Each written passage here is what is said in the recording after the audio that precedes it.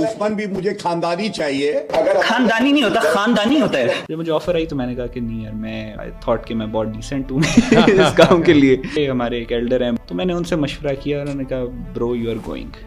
अच्छा, मैं कहा बदतमीजी करते हैं उनका, drill them, do whatever you you should go.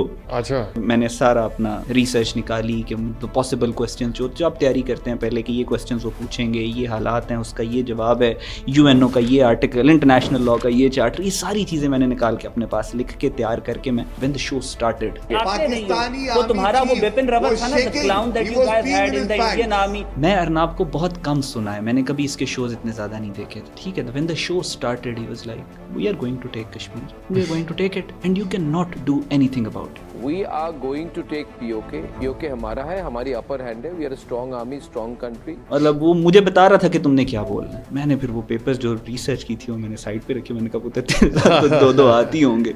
अच्छा. तो फिर उसके बाद मैंने कहा कि ऐसी की तैसी तुम लेके दिखाओ कश्मीर. फिर ये हुआ था.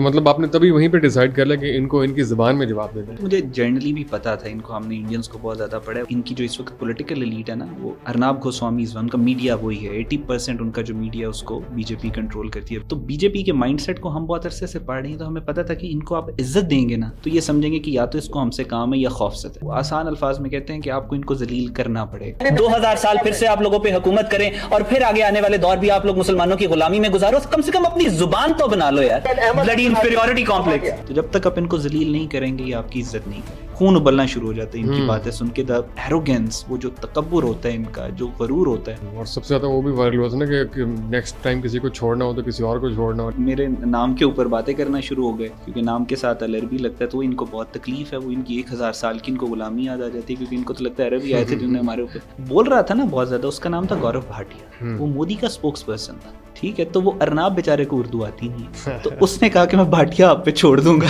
अब इतनी लूज बॉल, अब आप इतनी लूज बॉल दोगे, भाटिया को छोड़ने लगे तो उस पे मैं क्या करूंगा. वो छोड़ते आपको भी पता है किस जान. ऐसी होती है. में आवाज डाउन की, माइक बंद किया, शायद ऐसी भी हरकतें करते हैं. वो होता ये था कि माइक्स जैसे हम यहाँ पे पॉडकास्ट करें, अब इस माइक को हैक नहीं किया जा सकता, लेकिन अगर जूम लिंक पे कोई यहाँ पे है ना, उसके पास एक्सेस दे देता है आपको आपकी ऑडियो डिवाइस तक. फिर वी मेड श्योर जो टाइम स्लॉट्स हैं उसके अंदर उसकी आवाज डाउन ना, कुछ मैनेज करके उसको आवाज नहीं डाउन होने दी.